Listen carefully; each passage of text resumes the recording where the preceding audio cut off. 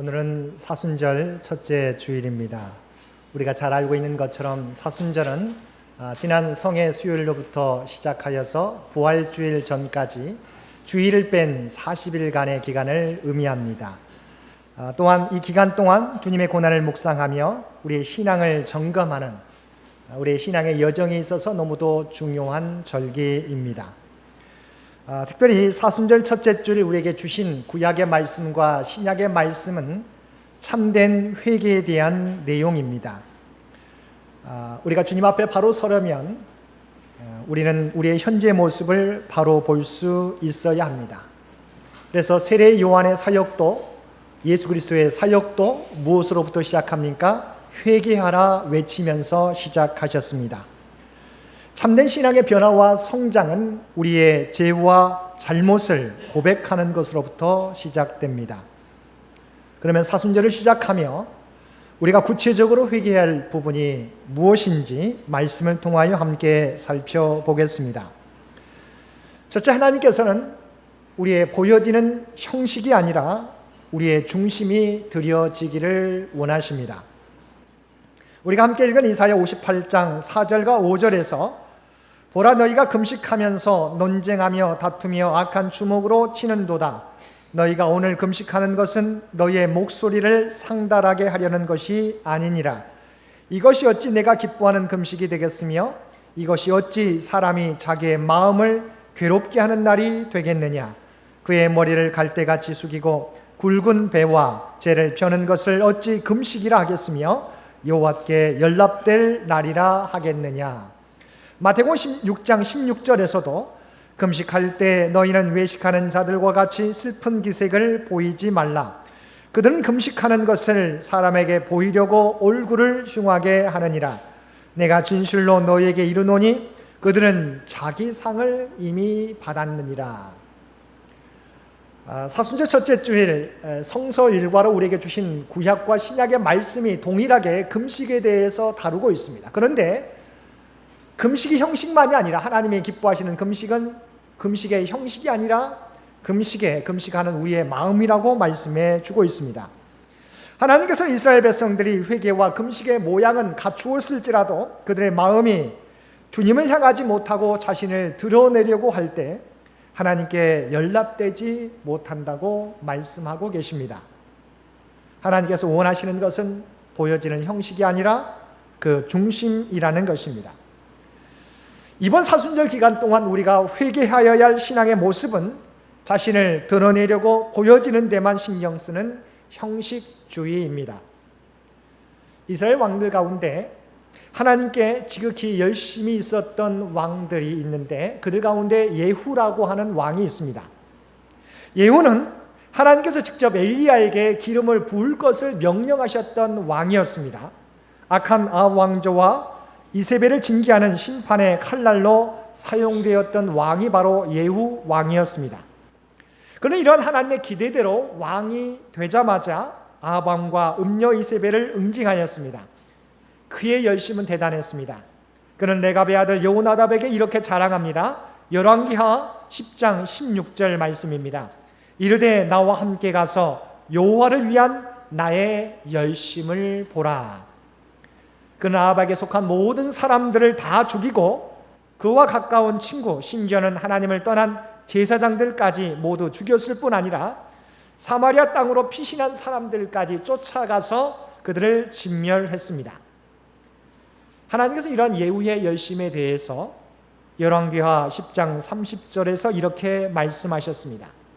여호와께서 예후에게 이르시되 내가 나 보기에 정직한 일을 행하되 잘 행하여 내 마음에 있는 대로 아합 집에 다 행하였은즉 내 자손이 이스라엘 왕위를 이어 4대를 지내리라 하시니라. 여기까지 보면 예후는 위대한 왕으로 평가될 수 있을 것입니다. 그러나 이상하게도 성경은 예후를 이스라엘의 위대한 왕으로 기록하고 있지 않다는 것입니다. 열왕기하에서는 예후의 지극한 열심에도 불구하고 이스라엘은 여전히 우상 숭배가 끊이지 않고 결국 예후가 살아있는 동안에는 하나님은 아람 왕 하사엘을 보내어 이스라엘을 찢어 놓으셨다고 기록하고 있습니다. 그렇다면 엄청난 열심으로 하나님을 섬겼던 예후가 이 같은 결말에 이르게 된 이유는 무엇이겠습니까? 예후에게는 열심이 있었지만 그의 마음이 전심으로 하나님을 향하지는 않았기 때문입니다. 예후에 대한 칭찬 이후에 바로 이어지는 열왕기하 10장 31절에서 하나님께서는 예후의 문제를 다음과 같이 말씀하고 계십니다.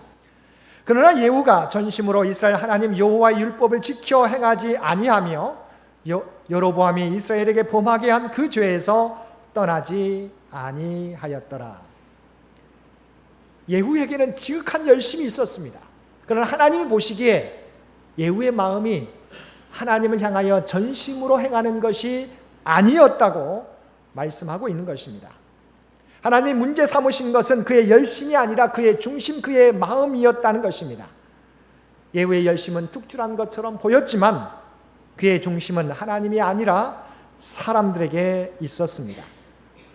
우리가 방금 살펴본 열왕기하 10장 16절에서 예후가 여호나답에게 자신의 열심을 자랑하고 있는 것처럼 예후는 하나님 앞에 집중하기보다 예후의 열심은 자신을 드러내고자 하는 사람을 의식한 열심이었다는 것입니다. 주님을 전적으로 생각하지 않고 자신을 과시하고 싶은 마음을 가진 열심이었습니다. 그러나 하나님께서 우리에게 원하시는 것은 보여지는 열심이 아니라 우리의 중심이라는 것입니다. 우리가 전심으로 행하기를 우리 하나님께서는 원하시는 것입니다. 역대하 16장 9절 말씀입니다. 여호와의 눈은 온 땅을 두루 감찰하사 전심으로 자기에게 향하는 자들을 위하여 능력을 베푸시나니. 시편 119편 2절도 말씀합니다. 여호와의 증거들을 지키고 전심으로 여호와를 구하는 자는 복이 있도다. 하나님께서 보시는 것은 우리의 마음, 온 마음으로 주님을 향하는 것이에요. 영어로 보게 되면 with all their heart, 그대의 온 마음을 다하여라고 말씀해주고 있습니다. 우리의 열심은 우리의 마음을 다하여 하나님을 생각하는 열심이어야 하는 거예요. 하나님을 생각하지 않는 사역, 하나님을 생각하지 않는 말씀, 하나님을 생각하지 않는 기도, 하나님을 생각하지 않는 예배와 찬양, 하나님을 생각하지 않는 어떠한 열심도 열매가 없다는 것입니다.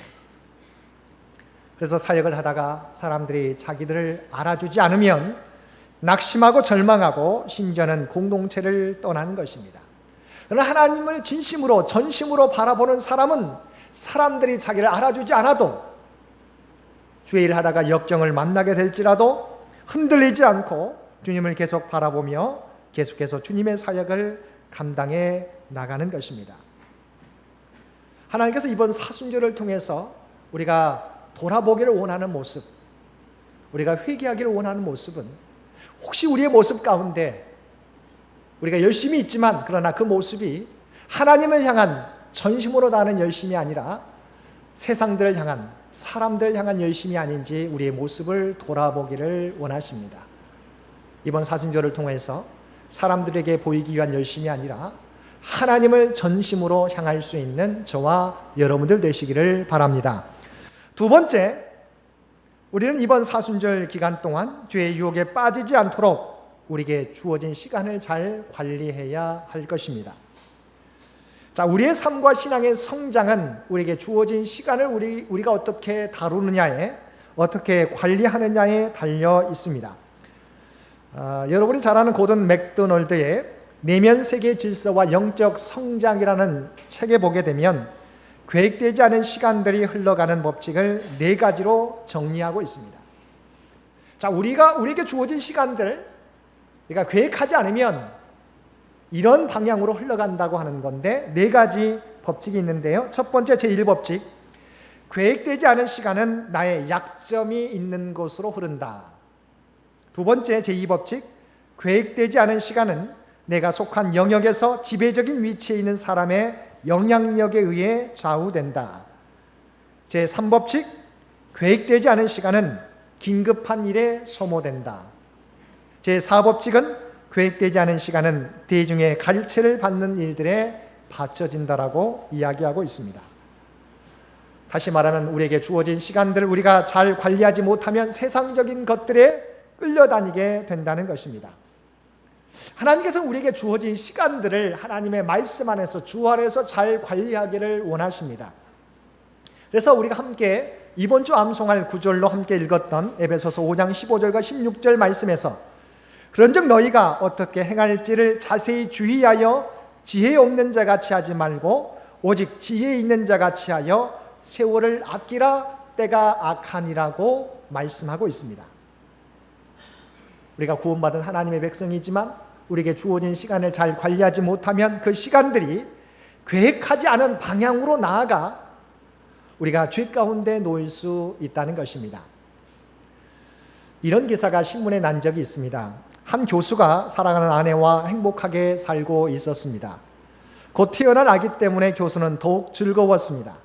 비록 학교 수업 준비와 아내 출산을 돕는 일로 평소보다 분주하였지만 자신의 아이를 만난다는 기대가 삶을 들뜨게 하였습니다.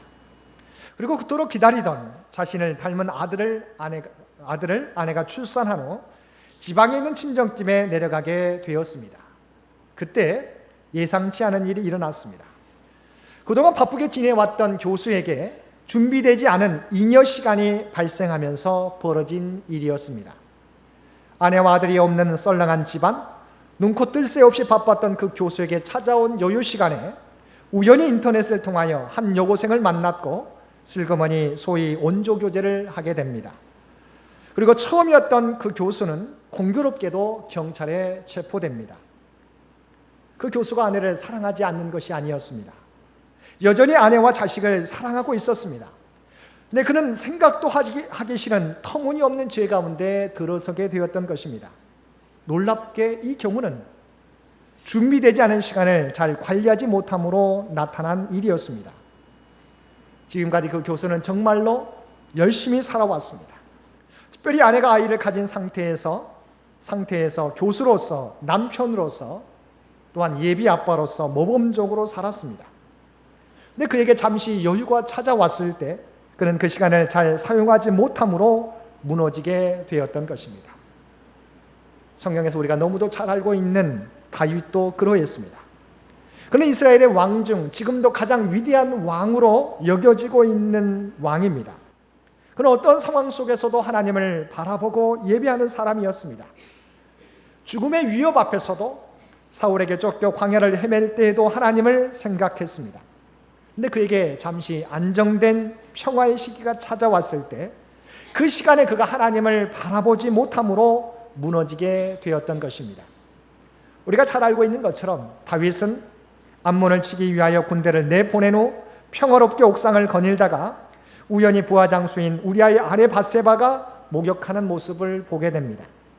그렇게 하나님 앞에 헌신했던 다윗도 준비되지 않은 시간에 잠시 방심했다가 자신을 위해 목숨을 바치러 전쟁에 나간 부하의 아내를 범하였고 그 잘못을 그가 가리우기 위해서 그를 죽음으로 내몰아넣었던 것입니다.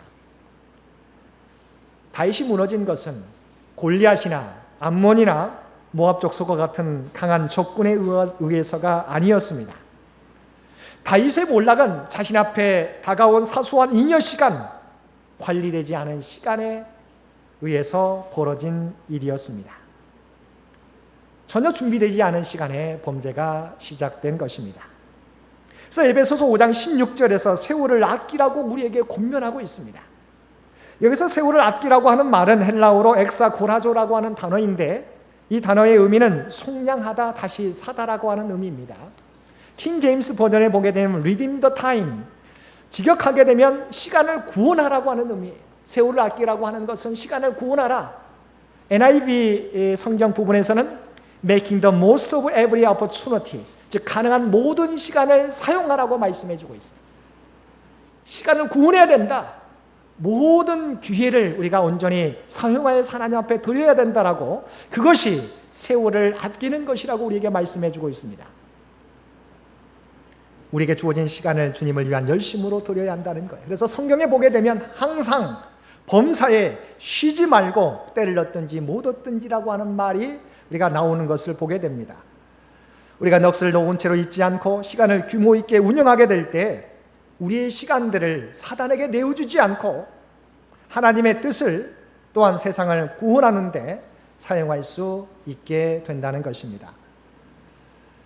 이번 사순절이 정말 지금까지 우리가 충성을 다했지만, 우리가 열심을 다했지만, 우리에게 주어진 시간들 가운데 방심하여서 사단에게 내어주는 시간이 없도록 우리의 시간들을 돌아보아서 세월을 아껴 주님이 기뻐하시는 사역들을 감당해 나가실 수 있는 저와 여러분들 되시기를 바랍니다. 세 번째, 하나님께서는 우리의 물질이 하나님의 영광을 위하여 사용되기를 원하십니다. 이사야 58장 7절 말씀에서도 하나님이 기뻐하시는 금식에 대하여 말씀하시는데, 또 줄인 자에게 내 양식을 나누어 주며 유리하는 빈민을 집에 들이며 헐벗은 자를 보면 입히며 또 내 골육을 피하여 스스로 숨지 아니하는 것이 아니겠느냐라고 말씀하고 있습니다. 하나님이 원하시는 회개와 금식은 자신을 드러내는 것이 아니라 하나님 사랑과 이웃 사랑으로 나타나야 한다는 것입니다. 하나님께서는 끊임없이 성경을 통하여 우리에게 복 주시기를 원하신다고 말씀해 주고 있어요. 그런데 하나님의 복은 우리만이 누리는 복이 아니라 함께 나누는 복, 또한 하나님의 뜻과 영광을 드러내는 데 사용하라고 하는 복입니다. 그래서 진정한 부자는 나를 윤택하게 하는 사람이 아니라 남을 윤택하게 하는 사람, 나를 부유하게 하는 사람이 아니라 하나님의 사랑을 풍성히 드러내는 사람이라고 성경은 우리에게 말씀하고 있습니다. 잠언 11장 24절과 25절 말씀입니다. 흩어 구제하여도 더욱 부하게 되는 일이 있나니 과도히 아껴도 가난하게 될 뿐이니라. 구제를 좋아하는 자는 풍족하여질 것이요 남을 윤택하게 하는 자는 자기도 윤택하여지리라. 정상에서 만납시다라고 하는 저자 지그 지글러 박사는 이렇게 말하였습니다. 여러분이 잘 알고 있는 말씀입니다. 돈으로 침대를 살 수는 있으나 돈으로 잠은 살 수 없다. 돈으로 책은 살 수 있으나 돈으로 지성은 살 수 없다. 돈으로 음식은 살 수 있으나 돈으로 식욕은 살 수 없다. 돈으로 건물은 살 수 있으나 돈으로 건강은 살 수 없다. 돈으로 사치는 살 수 있으나 돈으로 문화는 살 수 없다. 돈으로 쾌락은 살 수 있으나 돈으로 행복은 살 수 없다. 돈으로 황금 십자가는 살 수 있으나 돈으로 예수 그리스도는 살 수 없다라고 하는 유명한 이야기입니다.